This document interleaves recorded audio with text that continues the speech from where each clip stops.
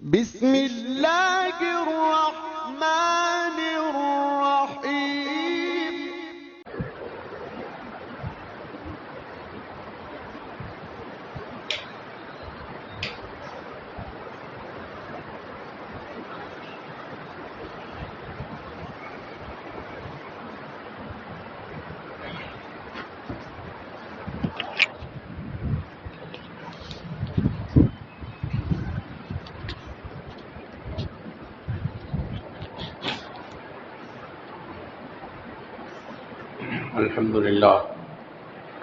الحمد لله نحمده ونستعينه ونستغفره ونؤمن به ونتوكل عليه ونعوذ بالله من شرور أنفسنا ومن سيئات أعمالنا من يهده الله فلا مضل له ومن يضلل فلا هادي له ونشهد أن لا إله إلا الله وحده لا شريك له ونشهد أن سيدنا ونبينا مولانا محمدا عبده ورسوله.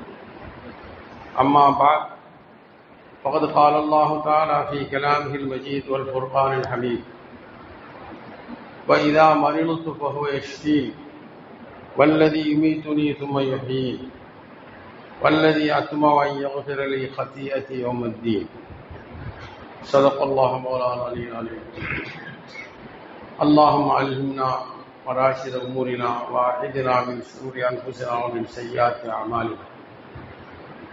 رب اشرح لي صدري ويسر لي أمري واحلل عقدة من لساني يفقهوا قولي. எல்லா புகழும் புகழ்ச்சியும் இந்த உலகத்தை படைத்து ஆளுகின்ற வல்லவனா அல்லாஹ் சுப்ஹானஹு வ தஆலாவுக்கு உரித்தாகட்டுமாக.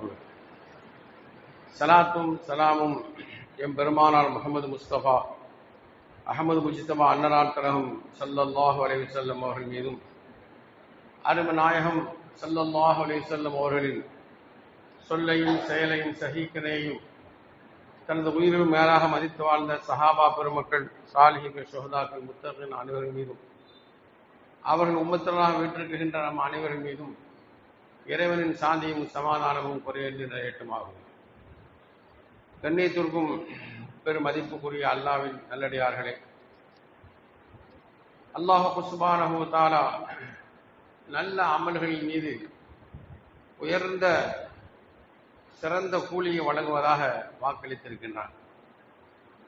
நல்ல அமல் என்பது தொழுவது, நோன்பு வைப்பது மட்டுமல்ல, நம்முடைய அன்றாட பழக்கத்திலும் புழக்க வழக்கங்களிலும் சில சிறந்த அமல்கள் இருக்கின்றது.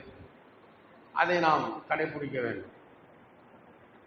நம்முடைய வார்த்தைகளை கவனமாக அதில் புழக்க வேண்டும். உதாரணமாக, மழை பொழிகின்றது. இந்த மழை அதிகமாக பொழிந்தால் மழையை திட்டுவது கூடாது. அல்லாஹ் கூறுகிறான், யூதீனி இப்னு ஆதம், ஆதமுடைய மகன் எனக்கு நோவினை தருகிறான். நான் தான் காலமாக இருக்குகிறேன், இரவையும் பகலையும் மாற்றக்கூடியவன் நான் தான். எனவே அவன் என்னை திட்டுவதை போன்றுதான் காலத்தை திட்டுவது. பெருமானார் ஸல்லல்லாஹு அலைஹி வஸல்லம் காலத்திலும் அதிகமான மழைகள் பொழிந்திருக்கின்றது. அப்பொழுது நபிகள் நாயகம் ஸல்லல்லாஹு அலைஹி வஸல்லம் அவர்கள், அல்லாஹும்ம ஹவாலைனா வலா அலைனா, இறைவா எங்களுக்கு போதுமான அளவு மழை பொழிந்து விட்டது, எங்களை சுற்றி எங்க தேவையோ அந்த இடங்களில் நீ மழை பொழிய செய்வாயாக என்று நபிகள் நாயகம் ஸல்லல்லாஹு அலைஹி வஸல்லம் துஆ செய்வார்கள். அல்லாஹும்ம ஹவாலைனா வலா அலைனா, எங்களை சுற்றி மலைகள், காடுகள், எங்கு குளங்கள் உள்ள இடங்களில் மழையை நீ பொழிய செய்வாயாக என்று துஆ செய்வார்கள். மழை நின்றுவிடும். ஆகவே மழைகள் மீது நாம் திட்டுவோமையானால் அல்லாஹ்வை திட்டுவதற்கு சமமாக இருக்கின்றது. அதே போன்று மழை பொழிவது அல்லாஹு தஆலா 5 விஷயங்களில் ஒன்றை சொல்கிறான். மழை இறக்கி வைப்பது இறைவன்தான். நிறைய இடங்களில் அல்லாஹ் இதை சொல்லி காட்டுகிறான். அதன் மூலமாக இந்த பூமியில் பல பொருள்களை நான் உருவாக்குகின்றேன் என்று சொல்கிறான். ஆகவே அல்லாஹ்தான் மழையை பொழிய வைக்கின்றான். ஆதமுடைய மகன் என்னை மறுக்குகின்றான், இந்த நட்சத்திரத்தால், இந்த இதால், அதால் என்று அவன் சொல்லி ஈமானை விளக்குகின்றான் என்ற கருத்தை அல்லாஹ் பதிவு செய்கிறான். ஆகவே பொதுவாக மக்கள் எதையாவது காரணம் சொல்வார்கள். அது ஒரு பேச்சு, அவ்வளவுதான். இப்படி அவர்களே சொல்லுகின்றார்கள், பேட்டி கொடுக்குகின்றார்கள், எங்களால் துல்லியமாக எதையுமே சொல்ல முடியாது. ஏனென்றால் அந்த அளவுக்கு கருவிகள் இல்லை என்று சொல்கின்றார்கள். ஆனால் உண்மை அப்படி அல்ல. மனிதனுக்கு அவ்வளவுதான் அறிவு கொடுக்கப்பட்டிருக்கின்றது. மழையை சரியான முறையில் சொல்லக்கூடியது இறைவன் ஒருவன் தான், அவனுக்கு தான் தெரியும். மறைவான விஷயங்கள்ல அது ஒன்று. ஆகவே எத்தனையோ சந்தர்ப்பத்தில் நாம் இதற்கு மாற்றத்தை சாதாரணமாக பார்க்கின்றோம். ஒரு கணிப்பில் மனிதன் சொல்வான், அவ்வளவுதான், கணிப்பு. ஆக இதே போன்று ஒவ்வொரு விஷயங்களிலும் பெருமானார் சொன்னார்கள், லவ், அதான் அப்படி ஆயிருந்தால் இப்படி ஆயிருந்தால் என்று சொல்லாதீர்கள்.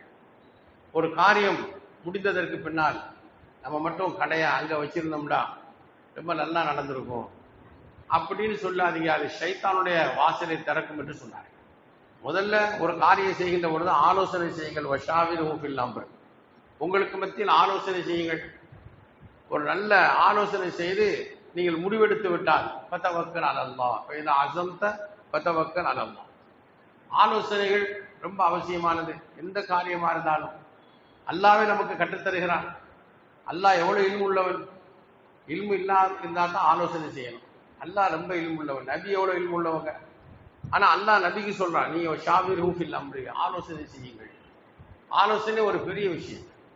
ஆலோசனை எப்படி செய்யணும், முறை இருக்குது, அந்த சட்டம். ஒருத்தர் பொறுப்பாக இருந்தால் மற்றவர் பேசக்கூடாது, அடுத்தவருடைய கருத்தை வெட்டி பேசக்கூடாது. யார் சொன்னாலும் அதை ஏற்றுக்கொள்ள வேண்டும். நம் கருத்தை ஏற்றுக்கொள்ளப்பட்டால் அல்ஹம்துலில்லாஹ், யா அல்லாஹ் இதுல ஏதாவது நல்ல முறையில் செயல்படுத்து அப்படின்னு துஆ செய்யணும். நம்ம கருத்தை ஏற்றுக்கொள்ளப்படவில்லை என்றால் அதற்காக உடனே எதிர்ப்புகளை செய்யக்கூடாது. இதில் ஏதோ ஒரு மர்மம் இருக்கும். அல்லாஹு தஆலா அதன் தான் நம்முடைய கருத்துக்களை இங்கே ஏற்றுக்கொள்ள வைக்கப்படலை. அதனால நாம் விரோதமாக மாறுவதும் கூடாது. ஆலோசனைகள் செய்கின்ற பொழுது உள்ளங்கள் ஒன்றுபடும். எந்த காரியங்களும் ஆலோசனை செய்து ஷாவிருஹு ஃபில் அம்ரி, அல்லாஹ் சொல்றார். நல்லவருடைய அடையாளத்தில் ஒன்று சொல்கின்ற பொழுது அவருடைய விஷயங்கள் அவர்களுக்கு மத்தியில் ஆலோசனை செய்யப்படும். குடும்பத்திலேயும் மனிதன் ஆலோசனை செய்வார். எவ்வளவுதான் பொறுப்பு நம்மகிட்ட இருந்தாலும் ஆலோசனை இல்லாமல் செய்யக்கூடாது. ஆலோசனை என்பது மார்க்கத்தில் ரொம்ப முக்கியமான ஒன்று. ஆக ஆலோசனைகள் செய்து அதற்கு பின்னால் ஒரு முடிவெடுத்ததற்கு பின்னால் அதற்கு பின்னால் லவ் அப்படி இருந்திருந்தால் இப்படி இருந்திருந்தால் என்ற வாசகத்தை கொண்டு பேசாதீர்கள் என்று நபிகள் நாயகம் ஸல்லல்லாஹு அலைஹி வஸல்லம். எந்த ஒரு காரியத்திலும் முயற்சியில் நாம் குறை வைக்கக்கூடாது. முயற்சிகள் செய்வது மார்க்கத்தில் தப்பு கிடையாது. நபிகள் பெருமானார் ஸல்லல்லாஹு அலைஹி வஸல்லம் எல்லா முயற்சிகளும் செய்தார்கள். யுத்தமாக இருக்கட்டும், குடும்ப சம்பந்தமாக இருக்கட்டும், அதை போன்ற எல்லா ரகசியமான வைக்க வேண்டிய விஷயங்களாக இருக்கட்டும், எல்லாம் திட்டத்தோடு செய்தார்கள். திட்டம் இல்லாமல் எந்த காரியத்தை நபிகள் நாயகம் ஸல்லல்லாஹு அலைஹி வஸல்லம் செயல்படுத்தவில்லை. திட்டத்தோடு தான் இருந்தார். மக்காவோட அவ்வளவு காலங்கள் நோவினை செய்யப்பட்டது, கஷ்டம் கொடுக்கப்பட்டது, ஒன்னும் யாரையும் எதிர்க்கல. ஏன்? அந்த சூழ்நிலை அப்படித்தான். அங்கே பொறுமைதான்.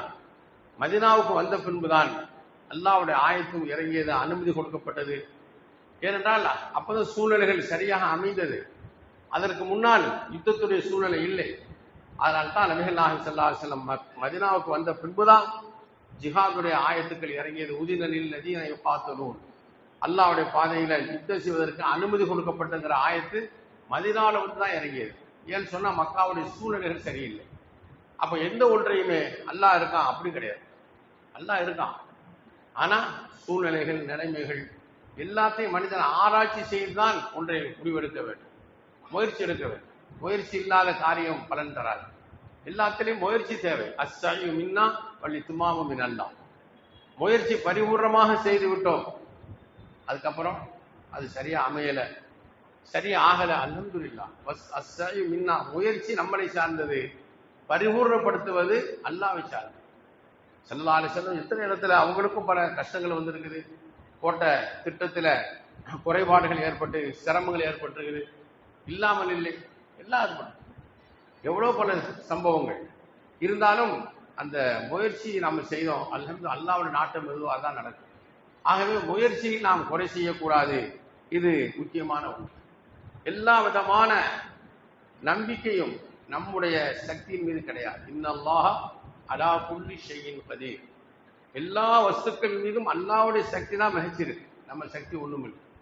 நம்ம என்னதான் முயற்சி எடுத்தாலும் செய்தாலும் இறைவனுடைய நாட்டத்தை மிஞ்ச முடியாது. அதனால அல்லாஹ்வுடைய முழு நம்பிக்கை வைதா மரிடுத்து தொகுவேசி, நான் நோயாளி ஆனா என்னை சுகம் கொடுப்பது யார்? அல்லாஹ் தான். மருந்து அல்ல. மருந்து ஒரு காரணம். மருந்து சாப்பிட வேண்டும், அது ஒரு சுன்னத்து, தப்பு கிடையாது. லிகுல்லி தாயின் தவாவும், ஒவ்வொரு நோய்க்கும் அல்லாஹ் மருந்தை வைத்திருக்கிறான் என்று சொல்லப்படுகிறது. எந்த நோய்க்கும் மருந்து இல்லாமல் இல்லை, ஆனால் கண்டுபிடிக்கிறது லேட் ஆகலாம். எல்லாத்துக்குமே நோய்களுக்கு மருந்து இருக்கின்றது. அதே சந்தர்ப்பத்தில் நாம் மருந்து சாப்பிட்றது சுன்னது. இல்லை இல்லை நான் மருந்தே சாப்பிடாம இருப்பேன் அப்படின்னு சொன்னா அது நம்முடைய வெளிப்படையான மார்க்கத்தின் பிரகாரம் அது சரி கிடையாது. அதே போன்று அல்லாஹ் சுப்ஹானஹு வ தஆலா பெருமானார் ஸல்லல்லாஹு அலைஹி வஸல்லம் சொல்றாங்க, வலா தகூலன்ன லிஷைஇன் இன்னி ஃபாயிலுன் ذلك கதன் இல்லா இன்ஷா அல்லாஹ். எந்த ஒரு காரியத்தை நீங்கள் நாளைக்கு செய்வதாக இருந்தாலும் இன்ஷா அல்லாஹ் என்று சொல்லாமல் செய்யாதீர்கள். எதுவா இருந்தாலும் வாக்கு இன்ஷா அல்லாஹ் சொல்ல வேண்டும். பெருமானார் ஸல்லல்லாஹு அலைஹி வஸல்லம் 3 விதமான கேள்விகள் வந்து கேட்டாங்க. 3 கேள்விகள் கேட்கப்பட்டது. இந்த மாதிரி ரூஹ் என்றால் என்ன, யூசுப் அலைஹிஸ்ஸலாத்துடைய சரித்திரம் என்ன, சிக்கந்த துல்கர்னைன் என்ன, நாளைக்கு சொல்றேன்னு சொல்லிட்டாங்க. ஆனா இன்ஷா அல்லாஹ் சொல்ல மறந்துட்டாங்க. இன்ஷா அல்லாஹ் சொல்ல மறந்ததுனால வஹி வரல. 15 நாள், சில பேர் 40 நாள். ஜிப்ரீல் அலைஹிஸ்ஸலாத்துக்கு அப்புறம் வந்தாங்க. ரசூல் ஸல்லல்லாஹு அலைஹி ரொம்ப உங்களை எதிர்பார்த்தன, ரொம்ப தாமதமா வந்துட்டீங்களே. ஒமான தனஸ்ஸலு இல்லா பிஅம்ரி ரப்பி. ஜிப்ரீல் சொன்னாங்க, அல்லாஹ்வுடைய உத்தரவு இல்லாம நாங்க வர முடியாது, ஒரு அடிகூட எடுத்து வைக்க முடியாது. நாங்கள் அப்த மகமூர், ஏவப்பட்ட அடியார்கள். அதனால நபியே, உங்களை விட நானும் உங்களை சந்திக்க ஆசையா தான் இருந்தேன். நீங்க என்ன எப்படி சந்திக்க ஆசையா இருந்தீங்களோ அதை விட நானும் உங்களை சந்திக்க ஆசையா இருந்தேன். ஆனா அல்லாஹ்வுடைய உத்தரவு வரல. ஏன் வரல? நீங்க இன்ஷா அல்லாஹ் சொல்லல. நாளைக்கு சொல்றேன்னு சொன்னீங்க, இன்ஷா அல்லாஹ் சொல்ல. ஒரு சாதாரண விஷயம் தான். நபிக்கு அல்லாஹ் வலா தகூலன்ன லிஷை, அல்லாஹ் ஆயத்தை இறக்க, நபியே எந்த ஒரு விஷயமா இருந்தாலும் இன்னி ஃபாயிலுன் ذلك கதன், நாளைக்கு நான் செய்வேன்னு சொல்லாதீங்க. இல்லா இன்ஷா அல்லாஹ், இன்ஷா அல்லாஹ் சொல்லாமல் சொன்னார். அப்ப இன்ஷா அல்லாஹ் சொல்லிவிட்டால் அல்லாஹ் சுப்ஹானஹு வ தஆலா அந்த காரியத்தில் பரக்கத் செய்கிறார். ஆகவே சோதரர்களே, எந்த ஒரு சாதாரணமான நம்ம புழக்கத்தில் நம்ம நடைமுறைகளில் உள்ள விஷயம்தான். ஆனா அந்த இன்ஷா அல்லாஹ் நாம் சொல்லவில்லை என்றால் அது நடப்பது கஷ்டமாகும். ஆகவே இதை நாம் கவனத்தில் கொள்ள வேண்டும். அதே போன்று அல்லாஹ் தஆலா கூறுகிறான், ஃபைதா தகல்தும் பியூதன் ஃபஸல்லிமு அலா அன்ஃபுசிக்கும், வீடுகளுக்குள் நுழைந்தால் சலாம் சொல்லி நீங்கள் நுழையுங்கள். தஹிய்யத்த மின் இன்டில்லாஹ் முபாரக்கத்தன் தய்யிபா, அல்லாஹ்வுடைய புறத்தில் உங்களுக்கு கொடுக்கப்பட்ட ஒரு காணிக்கை, அது பரக்கத்து செய்யப்பட்ட ஒரு காணிக்கை, பரிசுத்தமான காணிக்கை. அல்லாஹ் எப்படிலாம் வர்ணிக்கிறான் பாருங்க. ஃபைதா தகல்தும் பியூதன், வீட்டுக்குள் நுழைஞ்சா நீங்க சலாம் சொல்லி நுழையுங்க. பெல் அடிச்சாலும் கூட வந்த உடனே சலாம் சொல்லுங்க. அவ்வளுல் கலாம், அவ்வளு சலாம், வாஹிருல் கலாம், முதல்ல சலாம், அப்புறம் பேசணும். ரசூலுல்லாஹி ஸல்லல்லாஹு அலைஹி வஸல்லம் சல்லிம் லிமன் அரஃப்த வ மன் லம் தாரிஃப், அறிந்தவராக இருந்தாலும் அறியாதவராக இருந்தாலும் எல்லாத்துக்கும் சலாம் சொல்லுங்க. உங்களுக்கு தெரிந்தவருக்கு மட்டும் சலாம் சொல்றது, தெரியாதவருக்கு சலாம் சொல்லாம விட்டு விடுவது அது தப்பு. எல்லாத்துக்கும் சொல்லணும். சல்லிம் லிமன் அரஃப்த வ மன் லம் தாரிஃப். அப்ப சலாம் முக்கியமான ஒரு சுன்னத்தாக அல்லாஹ் தஆலா வைத்திருக்கிறான். அதன் மூலமாக முஹப்பத் ஏற்படும். முஹப்பத் ஏற்பட்டால் நீங்கள் சொர்க்கத்துக்கு போவீர்கள் என்று நபிகள் நாயகம் ஸல்லல்லாஹு அலைஹி வஸல்லம் கூறுகிறார். முஹப்பத்து தான் ரொம்ப முக்கியமான ஒன்றாக மார்க்கத்தில் கணிக்கப்படுகின்றது. அன்பு கொள்வது, ஒருத்தருக்கு ஒருத்தர் அன்பு கொள்வது ரொம்ப முக்கியமாக இஸ்லாம் கடைபிடிக்கின்றது. ஆகவே நமக்கு அறிந்தாலும் அறியவில்லை என்றாலும் சலாம் சொல்வதில் நாம் குறை சொல்லக்கூடாது, விட்டுவிடக்கூடாது. அதே போன்று வெயின்கானது உஸ்ரத்தின் ஃபநலிரத்துன் இலா மைஸரா, ஒருத்தர் உங்கள்கிட்ட கடன் வாங்கி இருக்கின்றார். அல்லாஹ் குர்ஆன்ல சொல்றோம், உண்மையிலேயே அவருக்கு அவர் ஏமாத்தினா அது கூலி அல்லாஹ் தஆலா அவனுக்கு விட மாட்டான். அவர் உண்மையில் கஷ்டத்தில் இருந்தால், பது உஸ்ரத்தின் சிரமம் உள்ளவராக இருந்தால் ஃபநலிரத்துன் இலா மைஸரா, அவருக்கு கொஞ்சம் வசதி வரும் வரை நீங்கள் விட்டுக் கொடுங்கள். வான் தஸத்தகு கைருல் லகும், நீங்கள் அந்த தர்மமா கொடுத்துட்டா அது ரொம்ப நல்லது. நபிகள் நாயகம் ஸல்லல்லாஹு அலைஹி வஸல்லம் அவர்கள் பள்ளியாசல் உட்கார்ந்துருக்காங்க, ஒரே சத்தம். ரசூலுல்லாஹ் ரூம்ல இருந்தாங்க, வீட்டுல சத்தம் வரும், பக்கத்துல பள்ளிவாசல். எட்டி பார்க்காங்க, 2 சஹாபாக்கள் சண்டையிட்டுக் கொண்டிருக்கின்றார்கள், ஒருத்தருக்கு ஒருத்தர் பேசிக் கொண்டிருக்கின்றார்கள் சத்தத்தை உயர்த்தி. நபி ஸல்லல்லாஹு அலைஹி வஸல்லம் கேட்டாங்க, என்ன விஷயம்? வேற கடன் வாங்கினாரு தரல. அப்படியா? பெருமானா ஸல்லல்லாஹு இப்படி இப்படி இப்படி கை காமிச்சாங்க. அதாவது பாதியை மன்னிச்சிருங்க, ஃபால்து யா ரசூலல்லாஹ் சொல்லித்தான் முடிச்சாங்க. உடனே அந்த சஹாபி சொல்லிவிட்டா, நான் செய்து விட்டேன், பாதியை மன்னிச்சிட்டேன். உடனே நபிகள் நாயகம் ஸல்லல்லாஹு அலைஹி வஸல்லம் சொல்லுக்கு அவர் கட்டுப்பட்டார். அப்போ அல்லாஹ் தஆலா உண்மையான ஒரு கடன் கொடுப்பதில் பெரிய பரக்கத்து இருக்கின்றது. ஆனால் இந்த காலம் அதுக்குரிய ஒரு காலம் இல்லை என்று சொன்னால் கூட மிகையாகாது. ஏன்னா கடன் வாங்கிட்டா நமக்கு தான் அப்படிங்கிறதான் மக்களுடைய ரொம்ப பேர் இன்னைக்கு அந்த அமானிதத்தை பாதுகாக்கக்கூடிய மக்கள் குறைந்து இருக்கக்கூடிய ஒரு காலத்தை நாம் பார்க்கின்றோம். ஆகவே ரொம்ப நெருக்கமானவர்கள், தெரிந்தவர்கள், அவர்களுக்கு நிச்சயமாக இந்த கடன் நமக்கு திரும்பி வரும் என்று தெரிந்தால் அது தப்பு கிடையாது. அந்த கடன் கொடுக்கலாம்.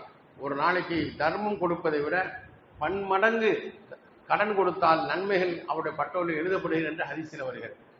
ஏன்னு சொன்னா தர்மம் கேட்கிறவன் தேவை இருந்தாலும் கேட்பான், தேவை இல்லாட்டாலும் கேட்பான். ஆனா அதே நேரத்தில் கடன் கேட்பவன் உண்மையிலே தேவை இருந்தாலும் கேட்பான். அதனால அந்த ஒரு தேவையோடு ஒரு மனிதன் கேட்கின்ற பொழுது கொடுக்கப்படக்கூடிய அந்த பணம் பெரிய ஒரு பரக்கத்தான், சாதாரணமானதல்ல. ஆகவே நாமும் கடன் வாங்கியிருந்தாலும் பெரிய பாரமான விஷயம் கடன், சாதாரணமான விஷயம் அல்ல. இன்னைக்கு எல்லாத்துக்கும் கடன் வாங்க சொல்லும். வீடு கட்டணுமா கடன் வாங்குங்க, வண்டி வாங்கணுமா கடன் வாங்க, ஒரு பைசா கொஞ்சம் கொடுத்தா போதும். ஆனால் நம்மளும் என்ன செய்யறோம், பரவாயில்லை இந்த கார்டு எவ்வளோதான் அதில் கடன் வாங்கிட்டு செலவழிச்சுட்டே போகும், கடைசியில் போய் மாட்டிக்கும். கடன் என்பது மிகப்பெரிய ஒரு அபாயகரமானது என்பதை மனிதன் வழங்க வேண்டும். இன்னைக்கு எல்லாருமே கடன்ல தான் போறாங்க. அதனால என்ன ஆகுது, மன அமைதி கெட்டு போகுது. இருப்பது தன்னுடைய வருமானங்கள் எல்லாம் பிறருக்கு கொடுக்க வேண்டிய சூழல் ஏற்படுகின்றது. கடன் அவ்வளவு சிறந்த ஒன்று அல்ல.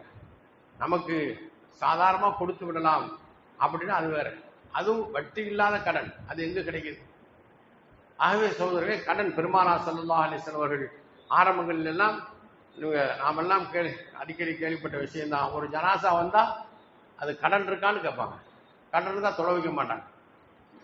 ஒரு ஜனாசா அப்படி தொலை வைக்க மாட்டேன்னு வந்த ஒரு சஹாபி சொன்னாங்க, யார சொல்லலாம் நீங்க தொலை வைங்க, அவர் எவ்வளவு கடனும் நான் அதுக்கு பொறுப்புண்டார். அப்புறம் ரசூலுல்லாஹ் தொலை வைத்தார். அதுக்கு பின்னால இஸ்லாத்துல சிறப்புகள் நிறைய பணங்கள் பல வந்ததுக்கு பின்னால அதை பைத்துல் மால்ல கொடுத்துருவாங்க. ஆக சகோதரர்களே, கடன் என்பது நம்முடைய மறுமையிலே மிகப்பெரிய ஒரு பாதிப்பை ஏற்படுத்தக்கூடிய ஒன்று. அல்லாஹ் தான் நம்மளை காப்பாற்ற வேண்டும். அதனால கடனாளியாக நம்ம இருக்கக்கூடாது. கொஞ்சமோ அதிகமோ சில நேரத்தில் கொஞ்சம் கடன் வைப்போம், நம்மளால ஒண்ணுமே இல்லை. அதாவது கடன், ஒரு டீ கடைக்கு ஒரு 100 ரூபா கொடுக்கணும், ஒரு ஆளுக்கு ஒரு 500 ரூபா, நமக்கு அது ஒரு தூசி மாதிரி தான். நாம் அதை தாமதப்படுத்தி கொண்டிருக்கின்றோம். பெருமானார் சொன்னார்கள், மத்தலுல் உல்முன், இந்த மாதிரி தாமதப்படுத்த ஒரு அநீதம். நம்மளுடைய சக்தி இருந்தால் உடனே கொடுத்துடணும். கடன்காரனை தாமதப்படுத்தக்கூடாது. சக்தி இல்லை, அது அல்லாஹ் அறிஞ்சவன். சக்தி இருந்தால் கடனை தாமதப்படுத்தக்கூடாது. என் ரூஹு எப்போ போகும் யாருக்கு தெரியும்? தெரியாது. அதனால பெரிய ஒரு சந்தர்ப்பத்தில் ஒரு மாணவர் அவர் கூட செலவு செய்த அசத்துக்காக 2 பேரும் பயணத்தில் வரும்போது, அவர்கள் ஊர்ல இருந்து வரும்போது மதரசாவுக்கு வந்தோடனே இந்த பணத்தை எவ்வளவு செலவாச்சு ஆளுக்கு பாதி பாதி எடுத்துக்கிடுவாங்க. ஒரு நாள் அந்த பையன் அவர் மாணவர் விட்டுட்டாரு. மறுநாள் ஒரு இரவு போயிடுச்சு. மறுநாள் கூப்பிட்டு அதிலிருந்து கண்டிச்சாங்க, நீ ஏன் நேற்றே வந்து என்கிட்ட வாங்கலை? மௌத்து ஆயிருந்தா நைட்டில் மௌத்து ஆயிருந்தா நான் உனக்கு கடன்காரனாக இருந்திருப்பேன். சும்மா ஒரு 10-20 ரூபா தான். அப்போ கடன் என்பது ரொம்ப மனிதன் கவலைப்பட வேண்டிய ஒன்று. ஆகவே இன்னைக்கு எடுத்ததுக்கெல்லாம் கடன், கடன் வேணுமா கடன் வேணுமா, நமக்கு எது இருக்கின்றதோ அல்ஹம்துலில்லாஹ். ஆகவே அப்படி ஒரு கடன் நீங்கள் வாங்கி வியாபாரம் ஏதாவது செஞ்சால் அதுக்குரிய ஏற்பாட்டை நீங்கள் முதல்ல பார்த்து கொள்ள வேண்டும். கண்ணை பற்றிட்டே போயிட்டு கூடாது. அதுக்கு இதை முடியும், நம்மளால இதை அடைக்கிறதுக்கு அல்ஹம்துலில்லாஹ் அல்லாஹ் நம்மளுடைய எல்லா குதிரத்தும் கொடுத்துருக்கான், நம்மளோட ஒன்றும் பெரிய விஷயம் அல்ல, பரவாயில்லை. அப்படி இல்லாமல் கடன் வாங்கக்கூடாது. ஆகவே கடனை பற்றி அல்லாஹ் சொல்லுகின்ற பொழுது, அவர் முடியாதவராக இருந்தால் நீங்கள் அதை கொடுத்து விடுங்கள், அவருக்கு விட்டு கொடுங்க, இல்லைன்னா டயம் கொடுங்க. அல்லாஹ்வுடைய உத்தரவு, அல்லாஹ்வுடைய சட்டம். பெருமானார் ஸல்லல்லாஹு அலைஹி வஸல்லம் சொன்னார்கள், அதே போன்று குல்லு அம்ரின் தீபாலின் லம் யுஸ்பா பில் பஸ்மலத்தி ஹுவ மக்தூன் அனில் பரக்கத். எந்த ஒரு காரியமாக இருந்தாலும், அது நல்ல விஷயங்கள் எதுவாக இருந்தாலும் பிஸ்மில்லாஹ் சொல்லி ஆரம்பியுங்கள். எதா இருந்தாலும் அப்படி செய்தால் அல்லாஹ் அதுல பரக்கத்தை செய்கின்றான். இல்லை என்றால் அது பரக்கத்தை விட்டு துண்டித்தது. ஒரு வீட்டில் ஒரு மனிதன் கதவை அடைக்கின்றான், பிஸ்மில்லா சொல்லி அடைச்சிட்டான், சைத்தான் உள்ள வர முடியாது. என்ன, அல்லாஹ்வுடைய பேருக்கு பெரிய சக்தி இருக்கு. அல்லாஹ்வுடைய பேருக்கு பெரிய சக்தி இருக்கு, சாதாரண சக்தி இல்லை. ஒரு சந்தர்ப்பத்தில் ஒரு பையன் ரசூல் ஸல்லல்லாஹு அலைஹி வஸல்லம் சாப்பிட்டு இருந்தாங்க. ஒரு பையன் ஓடி வந்தார். ஒருத்தர் நமக்குன்னு உள்ள சாப்பாட்டில் உள்ள கூட்டாகிறதுக்கு கையை வந்து வச்சாரு. ஸல்லல்லாஹு அலைஹி வஸல்லம் அவரை கையை பிடிச்சாங்க. சொன்னாங்க, இந்த ஆள் கையை மட்டும் நான் பிடிக்கல, இதோட ஷைத்தானுடைய கையும் சேர்ந்துருக்குது. நம்ம எல்லாம் பிஸ்மில்லா சொல்லி சாப்பிட்டுக்கிட்டு இருந்தோம், ஷைத்தான் உள்ள வர முடியல. இப்ப என்ன பண்ணா, இந்த பையனை கொண்டு வந்து சாப்பிட வச்சு அவனு உள்ள நுழைய நினைச்சான், நான் கையை பிடிச்சிக்கிட்டேன். பார்த்தீங்களா, ஒரு ஆள் சாப்பிட்டு இருந்தாரு, அவர் பிஸ்மில்லா சொல்ல மறந்துட்டாரு. பிஸ்மில்லாஹி அவ்வளவு ஆஹிரு என்று நடுவில் சொல்லிட்டார். ஞாபகம் வந்த உடனே சொன்னார் பிஸ்மில்லாஹி அவ்வளவு ஆஹிரு. உடனே பெருமானார் கொஞ்சம் சிரிச்சார்கள். சஹாபாக்கள் கேட்டாங்க, ஏன் சிரிச்சீங்க யார் ரசூலல்லாஹ்? சொன்னாங்க, இவர் பிஸ்மில்லா சொல்லாம இருக்கும் பொழுது ஷைத்தான் கூட சேர்ந்து சாப்பிட்டுட்டு இருந்தான். எப்ப பிஸ்மில்லா சொல்லிட்டாரோ ஷைத்தான் வாந்தி எடுத்துட்டான் எல்லாத்தையும். அதை பார்த்து நான் சிரித்தேன் என்று நபிகள் நாயகம் ஸல்லல்லாஹு அலைஹி வஸல்லம் கூறுகிறார். ஆகவே ஒரு பிஸ்மில்லா சொல்லிட்டா நம்ம கதவை அடைச்சா ஷைத்தான் உள்ள வரமாட்டான். பாத்ரூம் போறோம், பிஸ்மில்லா அந்த துவா, அல்லாஹும்ம இன்னி அஊது பிக்க மினல் குபுதி வல் கபாய், துவா ஓதிட்டு நீங்க போயிட்டீங்க, உங்களை ஷைத்தான் ஒன்றும் செய்ய முடியாது. எவ்வளவு சில அசராத்துக்கள் எனக்கு அப்படி செய்து இப்படி செய்து, ஷைத்தானுடைய இருக்கும் இடங்கள் எல்லாம் முக்கியமானது இந்த பாத்ரூம் தான். அங்கு இந்த துவா ஓதி நீங்கள் செல்வீர்களே ஆனால், பாலைவனத்துக்கு போனாலும் சரி, எங்க வெட்ட வழியா இருந்தாலும் சரி. ஒரு சஹாபி அப்படி ஓதாம போனாரு. ஒரு யுத்தத்துல கொஞ்ச நேரத்துல சுருண்டு விழுந்துட்டார். ஒரு சத்தம், ஒரு ஒரு பாட்டு படிச்சான், ரமைத்து அந்த நாங்க தான் இவரை கொண்டோம் ஏன்னு சொன்னா, இவர் என்ன செய்யல, அந்த நேரத்தில் அதை ஓதாம விட்டார். அப்போ இந்த அல்லாஹும்ம இன்னி அஊது பிக்க மினல் குபுதி வல் கபாயிஸ் அந்த துவா, அதுக்கு அவ்வளவு பெரிய பவர் இருக்கு. அப்ப பிஸ்மில்லா ஒரு மனிதன் தன் மனைவியோடு சேரும்போது ரசூலுல்லாஹ் அந்த துவாவை சொல்லி தந்திருக்காங்க. அதை ஓதனா ஷைத்தானுடைய அசர் இருக்காது. பிள்ளைகளுக்கு எவ்வளவு தூங்க மாட்டுக்கு அதை மாட்டுக்கு நம்ம லேசா நினைக்கூடாது. அதுல எல்லாத்திலையுமே ஒரு பவர் இருக்க போய்தான் நபிகள் நாயகம் ஸல்லல்லாஹு அலைஹி வஸல்லம் அவ்வளவு துவாவை சொல்லி தர்றாங்க. அப்ப பிஸ்மில்லா என்பது நம்முடைய நடைமுறையில் கொண்டு வர வேண்டும்.